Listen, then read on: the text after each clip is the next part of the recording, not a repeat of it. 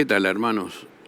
Hemos estado hablando acerca de la guerra, del hecho de que estamos en batalla, que el creyente comprometido tiene una batalla contra la carne, contra el mundo, contra Satanás.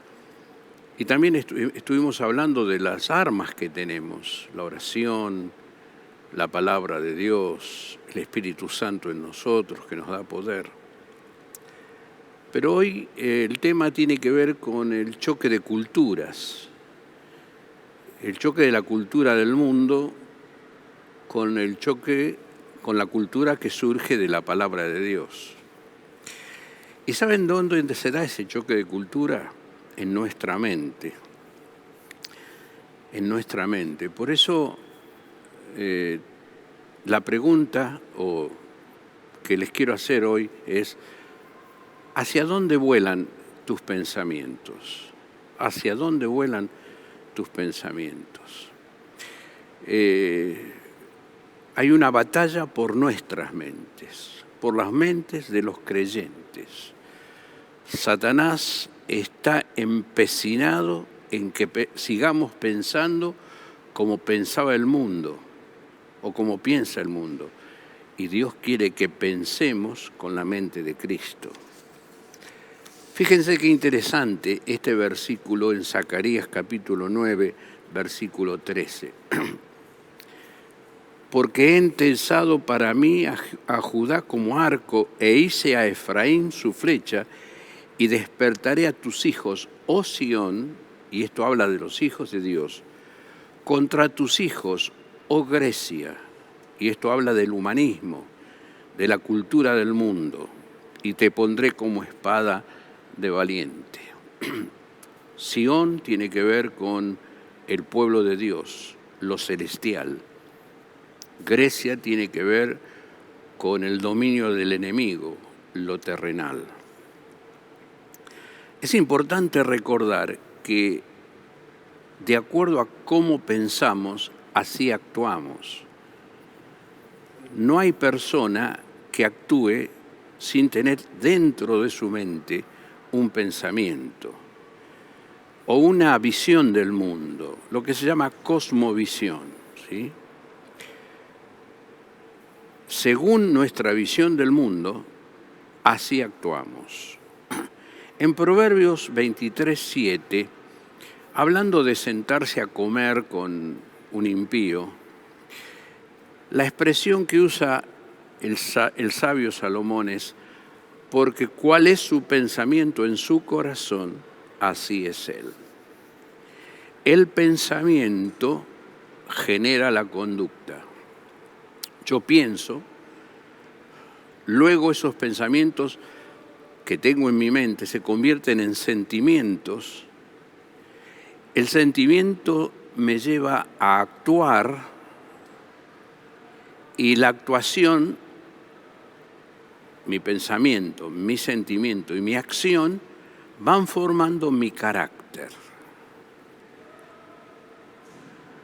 Y el carácter del creyente se forma o dejándose dominar por el enemigo o dejándose dominar por Cristo.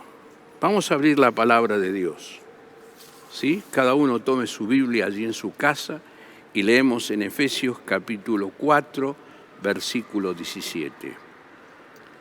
Esto pues digo y requiero en el Señor, que ya no andéis como los otros gentiles que andan en la vanidad de su mente, teniendo el entendimiento entenebrecido, la mente enceguecida, ajenos de la vida de Dios por la ignorancia, tiene que ver con el pensamiento, que en ellos hay por la dureza de su corazón, los cuales, después que perdieron toda sensibilidad, sentimientos, se entregaron a la lascivia. El pensamiento generó insensibilidad y la insensibilidad generó una conducta de lascivia para cometer con avidez toda clase de impureza.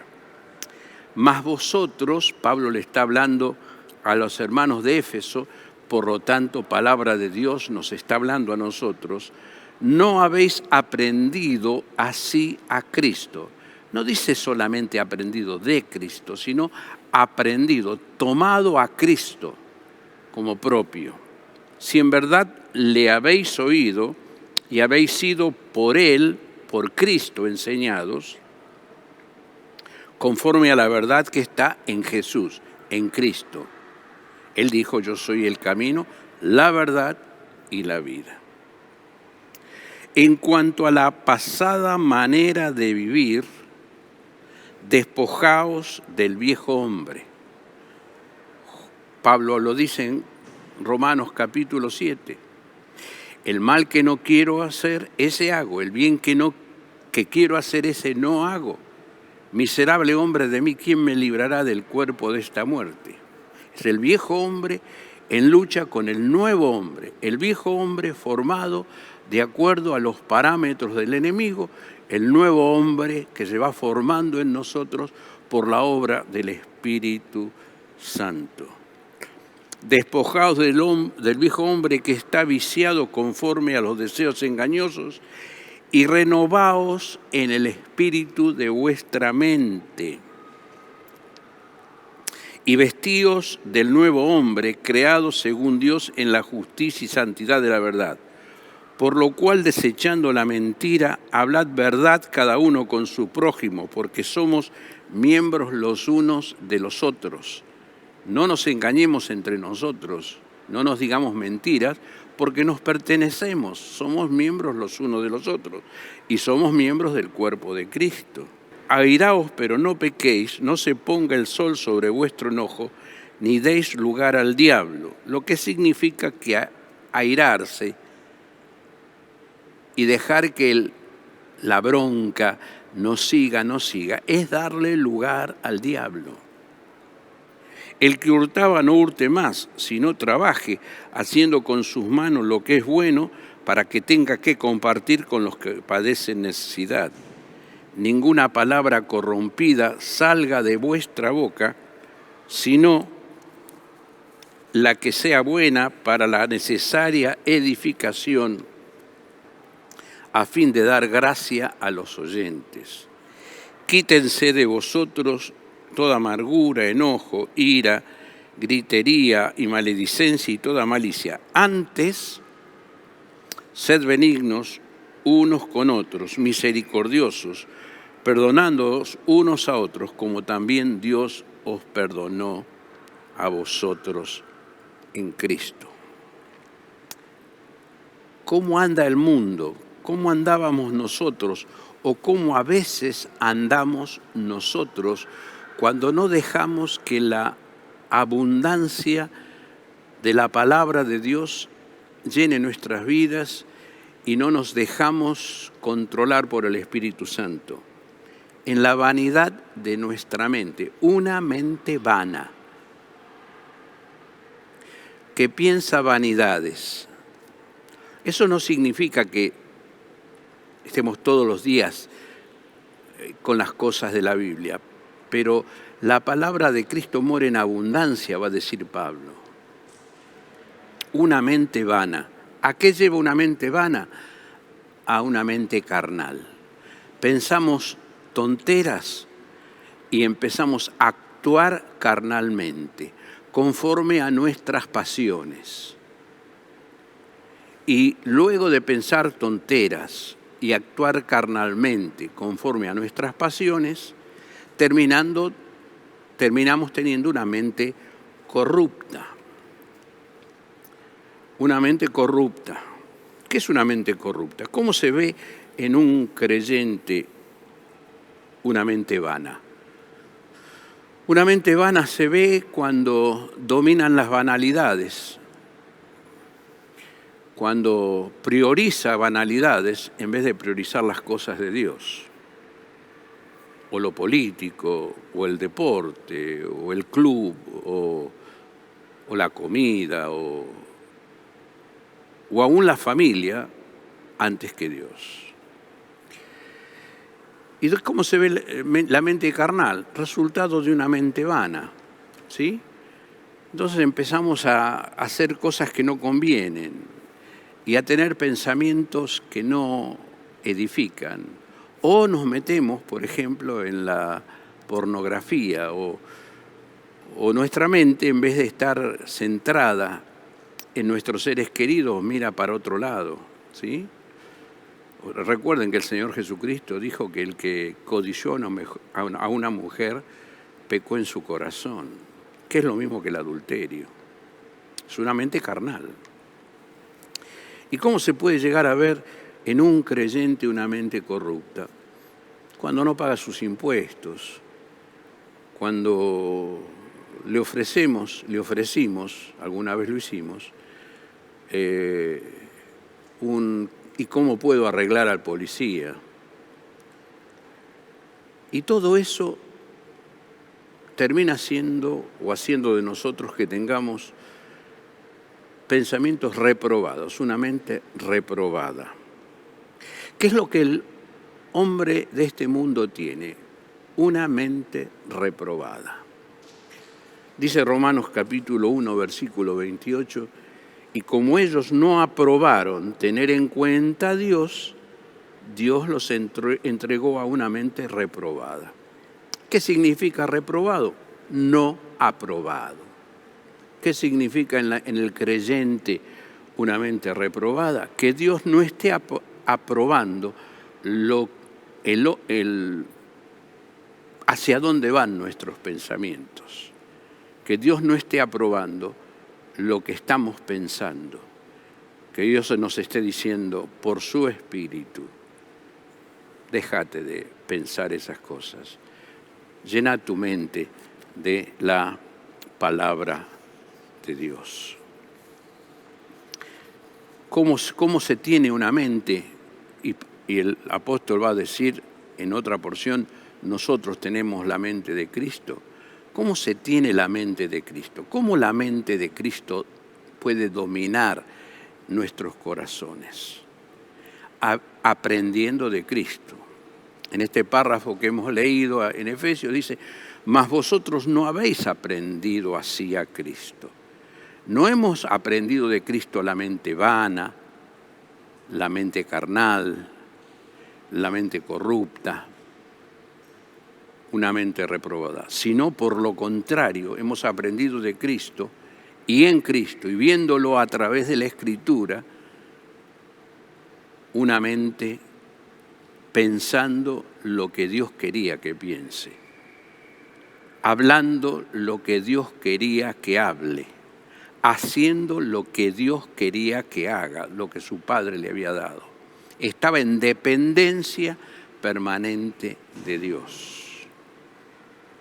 Y ahí podía decir, yo tengo la mente, pero bueno, en él era Cristo, Él es Cristo. Ahora, esa mente santa, esa mente que se ocupa de lo útil, esa mente que se ocupa de lo espiritual, esa mente que se ocupa de lo positivo, de la no corrupción, esa mente es la mente que va a ser aprobada. Esa es la mente que Dios quiere que tengamos, que tengas vos, que tenga yo.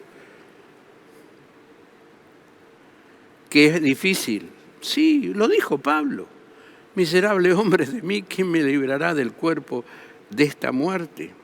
Por eso, aquí el apóstol Pablo le dice a los hermanos de Éfeso, renuévense en el espíritu de vuestra mente y vístanse del nuevo hombre. Despojémonos del viejo hombre. Vistámonos del nuevo hombre. Calcemos la armadura del creyente. Nacimos con una mente y un corazón vano, pecador. Pero cuando vinimos a Cristo, el Espíritu Santo entró a nuestra vida y transformó nuestra vida.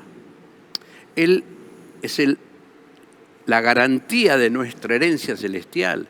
Eso significa que la presencia del Espíritu Santo es la garantía de nuestra vida eterna en los cielos.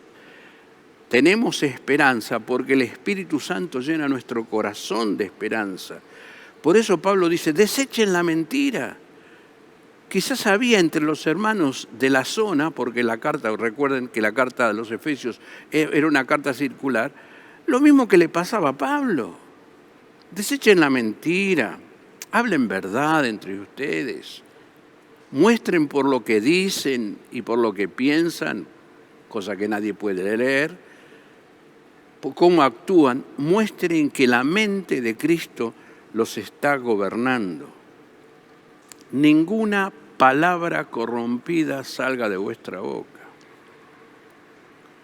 sino la que sea útil para la necesaria edificación, la que ayude a la persona con la cual hablamos. Cuando nosotros hablamos palabras necias a un hermano, lo estamos destruyendo, no lo estamos edificando. Pero cuando le hablamos con palabras sabias, palabras que surjan del consejo de Dios, lo estamos edificando, estamos siendo de bendición. Yo siempre recuerdo ese versículo de Pablo a Timoteo. El siervo de Dios no debe ser contencioso, sino amable para con todos, sufrido, que con mansedumbre corrija. ¿Con qué corrige? ¿Con su opinión?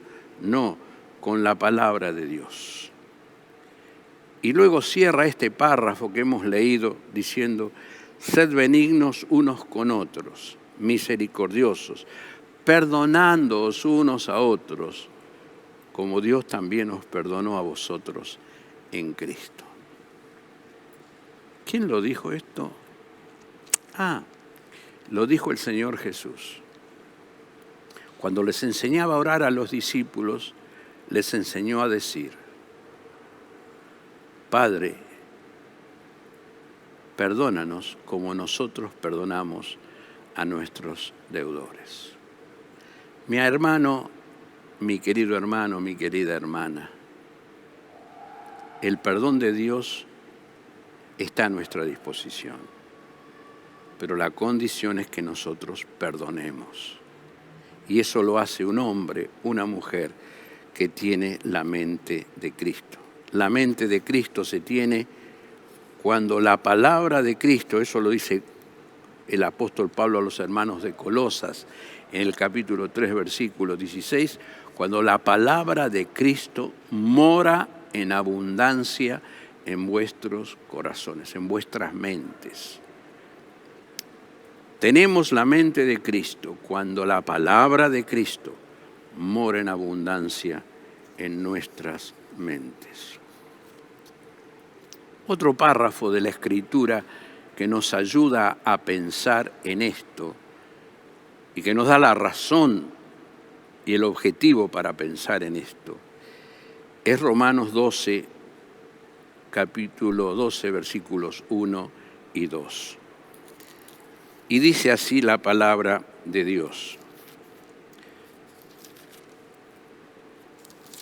Así que, hermanos, os ruego por las misericordias de Dios que presentéis vuestros cuerpos en sacrificio vivo, santo, agradable a Dios, que es vuestro culto racional. No os conforméis a este siglo, sino transformaos por medio de la renovación de vuestro entendimiento, para que comprobéis cuál sea la buena voluntad de Dios, agradable y perfecta. Dice, os ruego por las misericordias de Dios. Esta es la razón que tenemos.